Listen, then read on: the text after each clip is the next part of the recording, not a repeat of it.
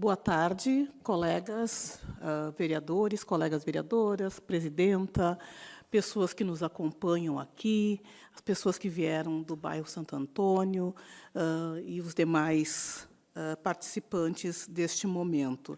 Eu não poderia deixar de fazer referência à Feira do Livro de Lajeado, claro, né?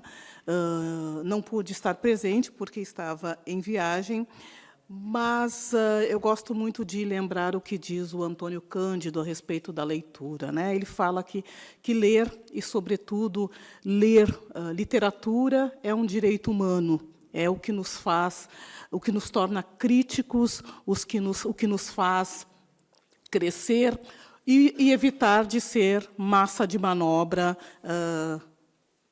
em determinadas situações. Então, a leitura realmente é fundamental, e ver esse movimento todo, ver as pessoas preocupadas em ler, perceber que a morte do livro não é uma realidade, né, como parece ser.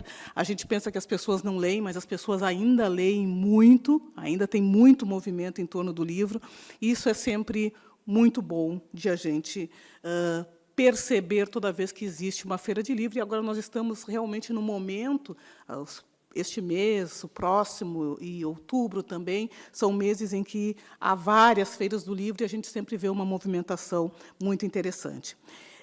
Também quero aproveitar este momento para parabenizar a presidenta por essa iniciativa da camiseta e essa preocupação de a gente realmente prestar atenção no mês lilás, né? Não é só uma cor, não é só uma camiseta, mas é realmente, eu vejo como um movimento contra a violência que a mulher sofre todos os dias. Sofre na nossa cidade, não é uma realidade distante de nós, sofre na nossa cidade, sofre no nosso estado, sofre no nosso país. Então, a gente poder se manifestar em relação a isso é extremamente importante.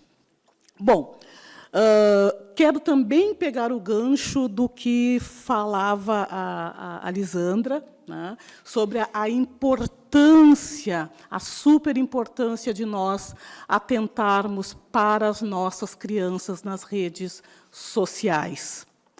Esse espaço que muitas vezes nos alivia, porque se coloca o tablet na mão da criança, do adolescente, e parece que está tudo bem, né, porque ele está ali jogando. Nós não temos ingerência sobre o que acontece nas redes sociais. É ilusão achar que nós temos o controle sobre o que acontece nas redes sociais. É uma outra linguagem, é uma outra forma de comunicação, e nós precisamos estar muito atentos ao que acontece e, sobretudo, nos responsabilizarmos também pelo que acontece.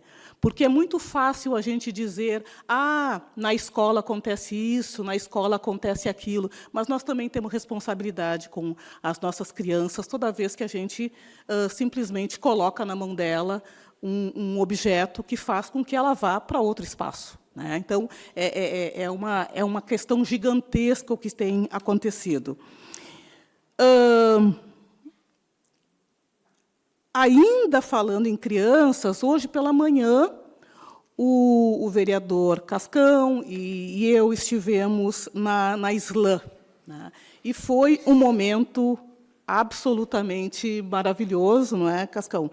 Em que a gente pôde perceber o quanto esse projeto, voltado, no caso, para os esportes, tem contribuído para a vida dessas crianças. Nós tivemos depoimentos das crianças, das professoras, e nós vimos algo muito bonito acontecendo ali. Por outro lado, também teve algo que me chocou bastante, no momento em que começamos a conversar a respeito da estigmatização que existe ainda em relação à criança, ao adolescente, que, por pertencer a determinado bairro, muitas vezes, quando chega no centro para procurar um emprego, para procurar uma colocação, às vezes até mesmo para fazer um curso, ele é literalmente acusado de viver no bairro X, de viver no bairro Y. O que a gente pode fazer em relação a isso? Acho que é uma pergunta importante, na medida em que, ao mesmo tempo em que a gente fala que as crianças precisam, que as pessoas precisam lutar, que as pessoas precisam chegar lá, que basta o esforço para conseguir, ao mesmo tempo em que a gente tem esse discurso meritocrata, muitas vezes, nós carregamos um preconceito absurdo no sentido de dizer que, por uma pessoa ser daquele, ou deste ou daquele bairro, ela é menos ou ela merece menos do que outras pessoas. Então, parte do nosso cuidado com os jovens deve passar também pelo respeito ao espaço em que eles vivem. Nós recebemos uma sugestão, uma denúncia e uma sugestão de um cidadão aqui da cidade que estava no Parque dos DIC e acompanhou o ataque, o quase-ataque, desculpem, o quase-ataque de um cachorro em relação a uma criança. O cachorro avançou para a criança, foi contido, um cachorro que estava sem a focinheira, um cachorro brabo, sem a focinheira, E, então, esse cidadão ele viu a situação, tentou denunciar, mas ele não encontrou nenhum policial, não encontrou com quem falar. Então, ele nos trouxe a sugestão, e eu quero aqui compartilhar com todos, porque me pareceu muito interessante, que haja, pelo menos nos finais de semana, mas que passe a haver um posto policial no parque, ou nos parques, a fim de, quando acontecer uma situação limite, assim, haja a quem recorrer, porque, além de se deparar com essa situação difícil, ainda teve de encarar o mau humor da pessoa que era proprietária do cão. Obrigada.